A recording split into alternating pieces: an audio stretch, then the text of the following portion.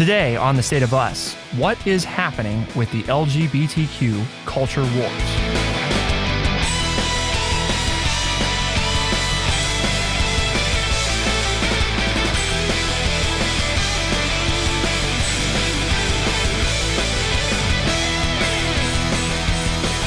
Welcome to The State of Us. I'm your host, Justin T. Weller, joined, of course, today by the one and only, the friendly redneck liberal, senior resident historian, and an educator of more than 35 years, Mr. Lance L. Jackson.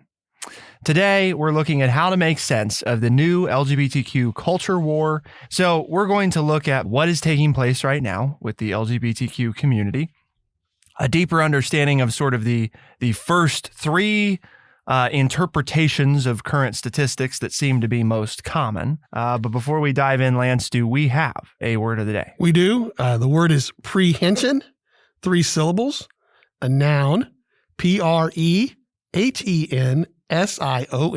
prehension, and it means the act of seizing or grasping. Yes, well, our audience have the capacity for prehension with the topics that we're going to dive into. I guess the thing to start out with, right, is we want our audience to know that it's okay to not understand everything that we say, and it's okay to disagree with what we think. That is, I think, part of the purpose of our show. So if we say something that you want further explanation on, or that you disagree with, or if you agree with it, there's a great way to tell us. You can send us an email, podcast@thestateofus.org, because we would like to hear your thoughts. But I do think that this is an opportunity for us to break down some things and hopefully bring people a better understanding of what's going on. So let's begin with a recent Gallup poll. So the share of younger Americans who identify right now as lesbian, gay, bisexual, or transgender has risen precipitously in the last decade. Almost 21% of Gen Z, meaning for the purposes of the survey, young adults who were born between 1997 and 2003, identify as LGBT, as against about 10% of the millennial generation, just over 4% of Gen X, and less than 3% of baby boomers. Comparing the Gen Z to baby boom generation, the percentage of people identifying as transgender in particular has risen 20-fold. Now, the way that we're discussing this today is based off of this article, which is linked at thestateofus.org. So if you want to read it for yourself, you're welcome to. And basically, the author's contention is that there are 3 interpretations to this data. Okay, and we're going to talk about each one. The first interpretation is, this is great news. The second interpretation is, we shouldn't read too much into it. And the third interpretation is, this trend is bad news. I don't want to be nitpicky, okay? Because I don't want to get us off track, because we have some really good things to talk about. But since when is the generation 6 years long? Well, I think the reason for that is because if you were born after 2003, you would still be Gen Z, but you wouldn't be an adult yet. You wouldn't be identifying yet, or that's not true too. You wouldn't be a legal adult who could answer the survey. I think that's the reasoning. Very good, thank you. Please be my guess. Please continue. They don't explain that, but my guess is they didn't survey anybody under the age of 18, so therefore they stopped at 2003.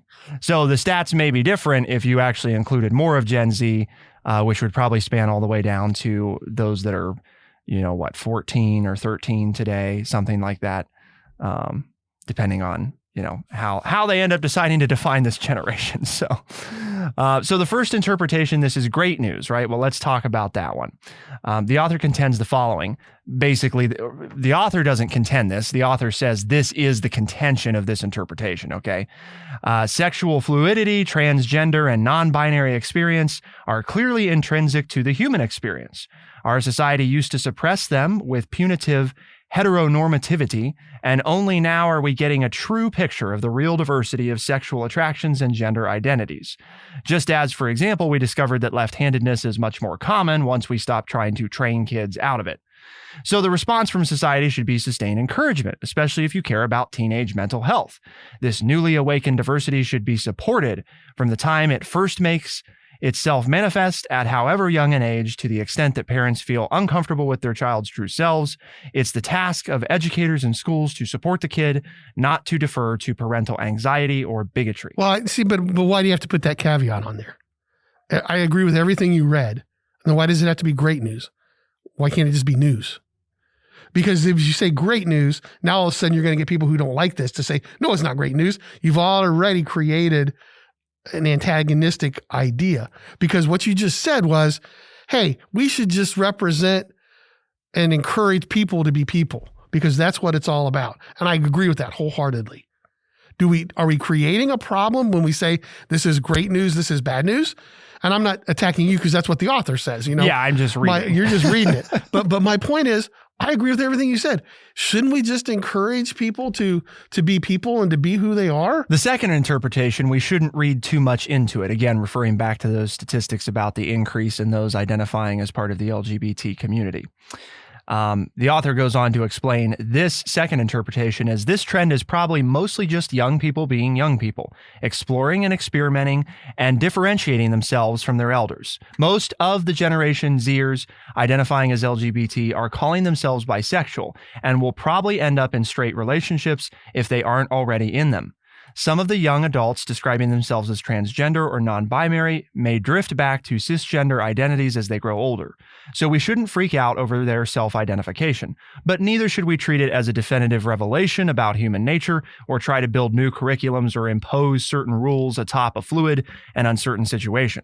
Tolerance is essential. Ideological enthusiasm is unnecessary. Yes, because that's teenagers, right? Teenagers have always rebelled against the status quo. That's what being a teenager means. You question authority. You question what has been put before you. And at least in my study of history, the majority then fall into whatever the norms of society are. The third interpretation, this trend is bad news. What we're seeing today isn't just a continuation of the gay rights revolution. It's a form of social contagion, which our educational and medical institutions are encouraging and accelerating. These kids aren't setting themselves free from the patriarchy. They're under the influence of online communities of imitation and academic fashions laundered into psychiatry and education. 1 part Tumblr and TikTok memes, 1 part Judith Butler. There is no clear evidence that any of this is making kids happier or better adjusted. Instead, all we see is a worsening of teen mental health, blurring into a young adult landscape where sex and relationships and marriage are on the wane. So what we need now is probably more emphasis on biology, normativity, and reconciliation with our own maleness or femaleness, not further deconstruction. Okay, none of these really are attacking the existence of this. They're arguing how it should be dealt with. Correct? Because even the last one, it's bad news because it's being exacerbated by the idea that social media is controlling this, and social media is not good for the mental health of young people, which we've said on multiple occasions on this show. Am I reading something different in there than what the author wants to try to purvey by dividing this issue up into 3 parts, which if you read the entire article, that's what they're doing. They're not necessarily advocating for one of the 3. They're saying these are the 3 different schools of thought. So if there are 3 different schools of thought, isn't there some validity to each point? Well, that is what we're endeavoring to talk about today, right? Is what to make of these camps. The thing though, Lance, that I think is key, like as we go to discuss the possibility of what if there's truth in all of them, is that I'm not sure that most people view it that way. I would imagine that many people listening, now, hopefully I'm wrong about this. I hope that most of our listeners listening feel like they listen to all 3 of those and say, maybe I don't even agree with the majority of each, but I think there's truth in each thing, or I think there's things that are important in each thing. However, I think that the author's contention is that most people feel themselves primarily to exist in one camp or the other, in one of those 3 areas. Okay. Either they're on the side of, we shouldn't question this at all. It's tremendous that society is becoming more open and accepting, and there's probably always been this percentage of people that feel this way, and so we have to embrace it without question and encourage it. And then there's that middle ground that's more, it is becoming more acceptable, but therefore young people have always experimented and have always questioned who they are to some extent. And this is just modern society doing the same thing. So there are going to be kids who, question or identify differently, who may later in life not identify that way. And that doesn't mean there will be ones who don't genuinely figure it out in their teen years and stay that way their whole life. It doesn't mean, in other words, don't read too much into it. I think it's a good consensus of, we can't take a lot from it yet because it just there hasn't been enough time to really decide. So we don't necessarily want to push really hard on it, but we also don't want to contract from it. We want to be supportive and see where it goes. Be tolerant, I think, is the way that second contention. And then the third camp is, this is concerning. The fact that, we have kids who are very uncertain, mental health crisis is on the rise, and this may actually be attributed to causing problems with mental health. Whilst also, we see kids who are taking hormone blockers or puberty blockers, or who are transitioning, and that is bad. Now there are people, I would imagine, in the third camp who don't ever want to see anybody transition or take those, but there are also those who would be in the third camp who would say, we just don't want kids to do that. If they become an adult and they want to do that, I may not agree with them, but that's their business. So the third, all of the camps, right? That's the problem with any camps, and the author says this, is they're broad generalizations, because there's a lot of people that you could probably lump into one of those groups who have differing opinions in that group. But for the purposes of discussion, saying here's kind of generally, you can separate, most people into feeling mostly one of these three things. Or if you're Lance Jackson, feel like some level of truth resides in all of them. So let's talk about what to make of this, and then where to go from here. Keep it here on The State of Us, and we'll be right back.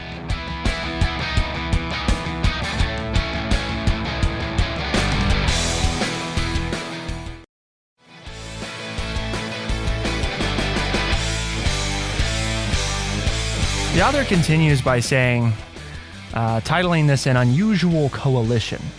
If these are general contours of the new culture war, however, there are also three important complications. The first is that the third camp that was just described, the camp that is intensely worried about these trends, is conservative at its core, but much more diverse at its peripheries. And what does that mean? Well, what it means is, and this is something that's been, for those that aren't aware, has been sort of rumbling around in the LGBTQ plus community, which is this question of whether or not the umbrella has maybe gotten too big. Now, I want to be clear that I am not necessarily contending this. I'm merely just trying to relay something that I know to be a reality of the community, and something that I have questioned as a member of the community is, you have a community, and I'm going to try to keep this as simple for people as possible, that involves a number of different things, but there's two, I think, very clear sort of subsets, right? There is sexual orientation, that is, who are you romantically, sexually, emotionally attracted to, okay? There is that. And then there is gender identity, okay? And that would be, again, very, very simply put, because the different people would define this differently, what gender, right, male, female, or something else, do you identify as? And those are not mutually exclusive ideas, right? They are distinct, and also, while there is certainly overlap in the challenges and obstacles that people in those two groups face, right? Those dealing with gender identity and those dealing with sexual orientation, while, for example, as somebody who does not deal with gender identity, right? I don't question my gender.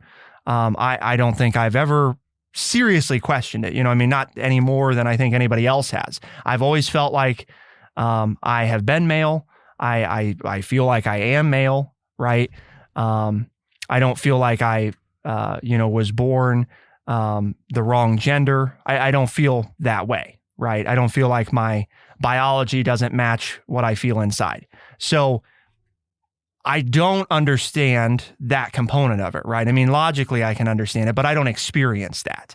On the other hand, though, I do fall into the sexual orientation camp, right? And so I do understand the plight that people in that side of the community go through, have experienced some of that, right, myself. So I get that. At the same time, both groups, right, are familiar with, broadly speaking, being treated differently for, and here's, how do you describe this? Being different than the majority of society. Okay. I was going to say not normal, but, different than the majority of society. Most people in society, right? Most people are straight, and most people identify as the gender that they were born as. So that means this group over here is not in the majority. They are a minority group, particularly when it comes to gender identity and sexual orientation. However, the issues they also face, and this is where I think this is part of this, the complication of the culture wars, is not just what straight people think and what everybody else thinks who's not straight. It's also inside of the LGBT community, what people who are transgender are advocating for and what they need are not always the same as what people who are lesbian, gay, bisexual, pansexual are advocating for.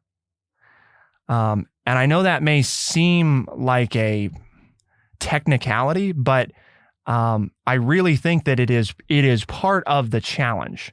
The conversation we're having, Lance, I don't think most people are having this conversation with kids. And I don't think that most children understand any of this. And whether it was this or any other issue, I think then the problem becomes they are left to try to figure it out for themselves. So when you ask me which of these camps I'm in, I see probably the most truth in the second interpretation, not for the reason that most people think. The reason I don't think we can read too much into it is because I don't think that we're equipping young people with the ability to make any informed decisions on this. I don't think most of them are being given the opportunity to really understand any of this. They're having feelings, they're questioning things. And so, no, we can't read too much into the data because I don't, just personally, the ones that I've worked with, like at the youth center who have these questions, a lot of times they don't understand what they're saying, right? They don't really understand what they're saying. And that doesn't mean that they don't feel things that they have questions about. All it means is that there's no one for them to ask, right? Or the people they do ask, they don't know because they're not educated and they don't understand, so they don't have any better answers.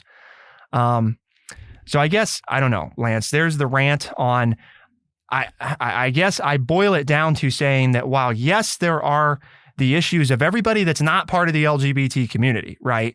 And how they view the community and these trends. There's also the community itself and what we have to consider in what is our role and what are we doing to play into or not in helping people better understand, better respect the differences and challenges that each group face. And not just when you lump it all together, my fear, right, is that people just refer to it as the community and there's the nuance is lost. And then for young people, when they're trying to figure out who they are, it makes it very difficult for them to come to conclusions of any kind that they can be confident in, partly because they really don't know any of it. And there isn't anybody to talk to because most people don't know. Well, I'm being very reflective, but I think it's time that, okay, I think that's true about any group, is that we had a saying back around 2000s. It was big in the public schools, don't put people in a box, right? Because we're all made up of a lot of divergent ideas and thoughts. And to say, I listen to country music and I drive a pickup truck, then I'm X, right? And we do that with people because, well, it's easier to understand for me, the euphemistic me, to understand if everybody who listens to country music and drives a truck is a social conservative, and everybody who listens to rock and roll must smoke weed. And because then, okay, now I can start to understand, because everybody's, but wow, you give me that guy, you give me this guy who listens to country music and rock and roll and drives a pickup truck, who wears bow ties and Converse tennis shoes to work in every day, and then likes a little bit of opera and musicals. Well, what do we do with him? What do we do with that person? Because my God, I'm describing me, right? I'm in a bunch of different camps, and I don't think it's that big of a deal when you say, well, yeah, there are differences, because we're all different as humans, which is why I don't understand. And again, I said this off air and Justin laughed at me. I do understand logically, but I don't understand what the big deal is. Why can't we just all be people and do what we want to do? Why can't I go where I want to go and be where I want to go and be with people? And because there are people in both camps who would not want me around. There are people who don't want me at their private country club. And there are probably people within the community, as you talk about, who would be offended or upset if I walked in with my wife to their place, or a place that they thought was theirs for their community. Why do we have to separate? I understand why. I know why, because people will be mean but that's what bothers me. Okay. Is that I just want to get along with everybody and understand things. And the final point that I'll make, and then you can tear me up or support me or whatever, is that what I'm relating to your community talk is the idea that I think back to the civil rights movement, something that I've studied quite a lot about when I was getting my master's degree. And there was that break, right? There was Martin Luther King Jr. And then the young people thought that King was not proactive enough, that he was waiting to, and so they formed SNCC, the Student Nonviolent Coordinating Committee, and they became much more in your face and said, we want our rights now, and we don't have time to wait because our lives, we need this. And they started to do more violent things. And then you have the third group out there within the idea, the umbrella of civil rights. You had the Black Panthers, Huey Newton and those guys who said, no, we're going to do this, but yet who funded, community gardens and made sure kids were fed before they went to school and did a lot of good things, but they were like, no, we are going to force our way into society. So you have this umbrella of civil rights, but you had three distinct camps about how it should be approached and three different ideas on what needed to be done.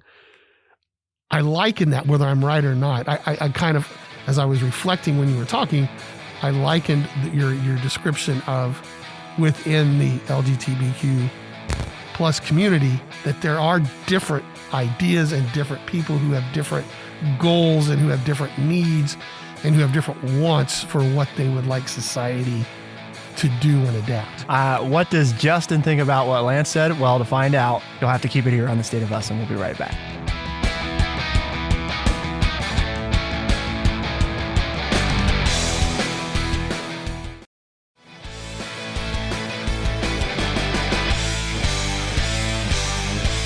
Why can't we be friends? Why can't we be friends? Well, maybe we don't even need to be friends. Maybe we just need to be, okay, accepting of others. Okay with other people. Be accepting of others, okay? And their beliefs and their lifestyles, because you know what? It doesn't affect you. You're okay, all right? You're just okay. You don't have to be scared of things you don't understand. I think the number of people out there who really want to do harm to others is a very small number. I know they get a lot of press, but I think most of us really don't want to hurt other people, but we don't understand them. So therefore we do things that hurt them. One of, I think, what it comes down to is I think people want to feel a sense of belonging and they want to feel understood. And that's, I think, all people, now what that means for everybody is very different, right? And that's part of wherein lies this challenge. The other side of that is that some people are going to feel their belonging or their opportunity to fit in as threatened by somebody else's existence. Doesn't mean it's right. Don't think that it is. But I think that's part of what leads to where we're at. To answer, or to, I guess not answer, but to respond to Lance's comments at the end of the second segment, in an ideal world, do I think that all of us being able to, get along together and do well is what we should strive for? Absolutely. I also have contended, though, and continue to do so, that I think our differences are part of what makes us all exceptional. And part of what is valuable about humans is that we come in many shapes and sizes and attractions. And when we bring more of those people to the table, we will come to better answers and solutions than if we act as if differences don't exist. At the same time, the problem is that most people are not good about respecting differences. Partly because it can be very frustrating. And personally, having gone through that, especially when I was coming to terms with my own sexuality, I struggled greatly with people who didn't understand.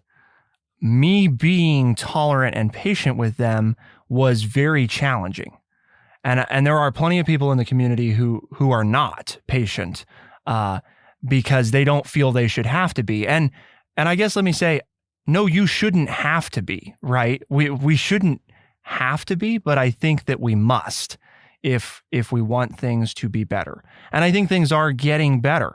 I was talking to Gen Z the other day, and their comment when talking about this issue was, what more legally does lesbians, gays, bisexuals, pansexuals, what legally more do they really need?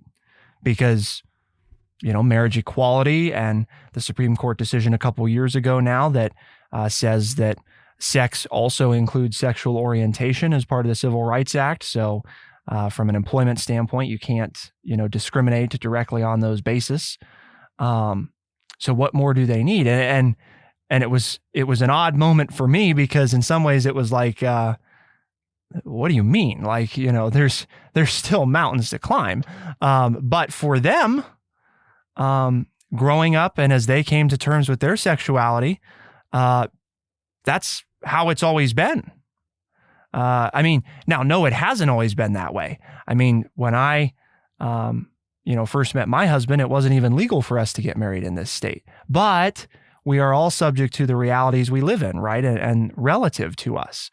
So I think part of what's changing is younger generations are just generally, the Gen Z has grown up more with this, right? At the same time, I think they also are experiencing more confusion and uncertainty, partly because there's not as many people who can really help them navigate it in a way where they don't feel threatened.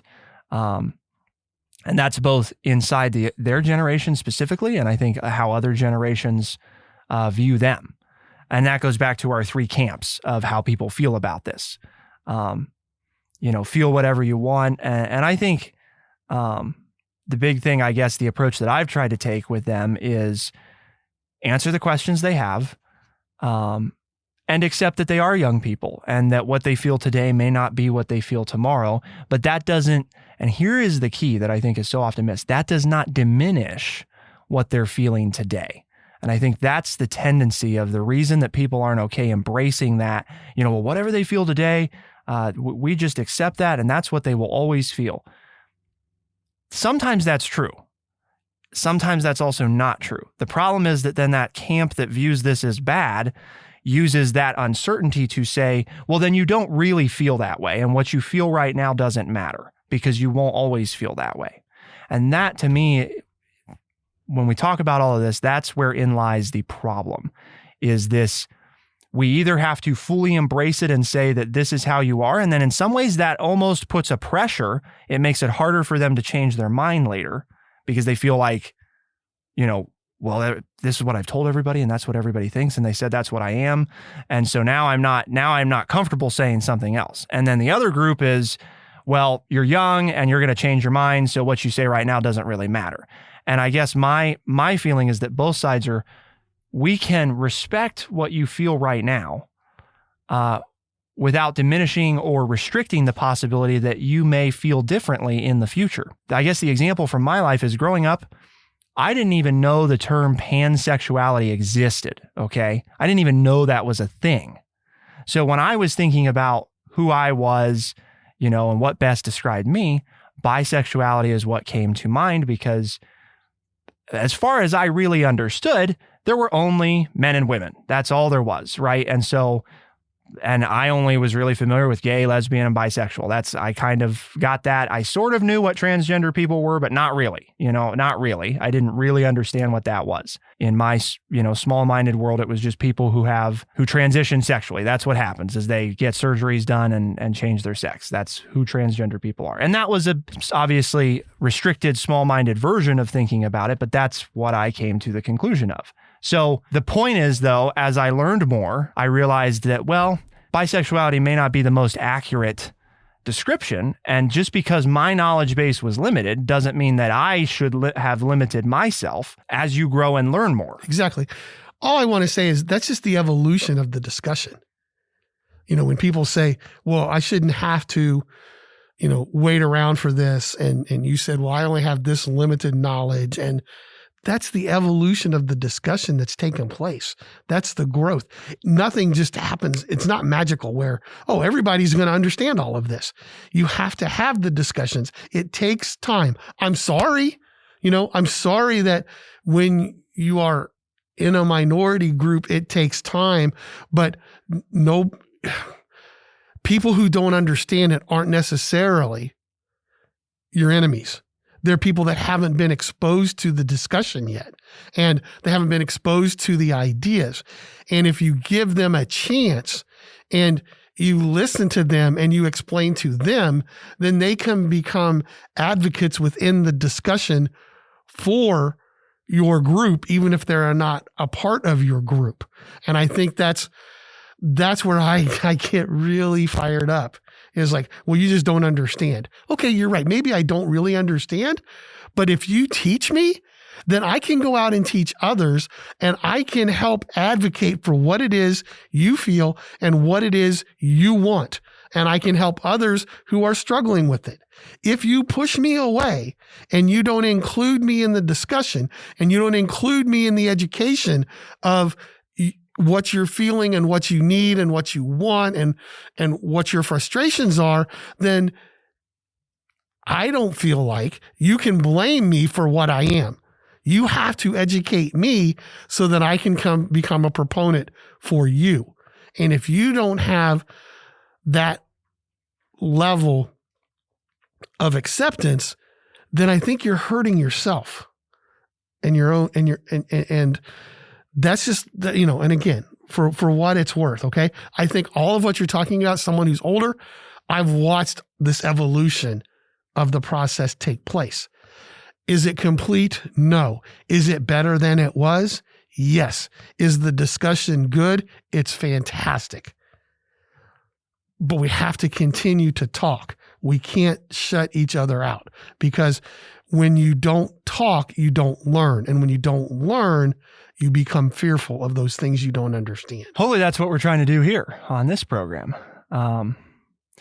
As much as possible, I guess the thing that comes to mind is everybody, and this is mentioned in a different article, but don't assume bad intention. And it's so easy for us as people to do, because I think we are programmed, biologically to be on the lookout for danger, right? So there's an assumption that when people say something, and this is everybody, right? This is the LGBTQ community. This is people not in the community, that it is personal. What they're saying is personal and it's intentional. And I guess all I would say is that more often than not in my life, those things are rarely true. Rarely is somebody personally coming after you, and rarely is what is happening intentional. That doesn't make their actions more or less acceptable, but I think it does inform how we all choose to respond. The LGBT community having pride parades is not, most of them, a personal insult to the straight community, right? They are not out there trying to upset straight people and hurt them and make them feel unsafe, And when straight people say things that are not, fully accurate or are not as inclusive, it is rare that they are personally attacking one of us in the community and or trying to hurt us. It's rare. Doesn't mean that those situations I described don't exist, but I think as a matter of tolerance and moving toward getting along and figuring out what we want to do as a society, being patient and not jumping to the conclusion that everything is evil is helpful, even if I don't know if it's always true or not, but hopefully that's why we structure our conversations the way we do, right, Lance? Yep. Here at True Chat, we have a mission. Our mission is to educate people by providing honest, open, and respectful conversations. We've had one of those today. We thank you for listening. We hope that you share what we've done. I hope you go and read the articles and share your thoughts and views, not only with others, but even with us. And we've told you how you can do that. You can email us and we'll be glad to get back to you. And tell others. And if they too would like to start to listen and have these kinds of conversations with us and with you, tell them they can find us as a podcast on Spotify, Overcast, Stitcher, Apple Podcasts, and everywhere podcasts are found. State of Us is available Tuesdays and Thursdays as a podcast first thing in the mornings. We're also heard on the weekends on AM and FM radio stations across the country. For the State of Us, I'm Justin T. Weller. I'm Lance Jackson. Special thanks to producer Bradley Butch, and thank you all, our audience, for tuning in. We'll see you next time. Be the change.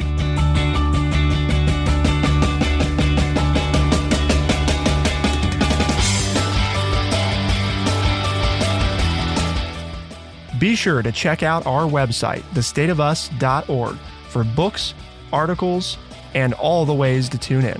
thestateofus.org.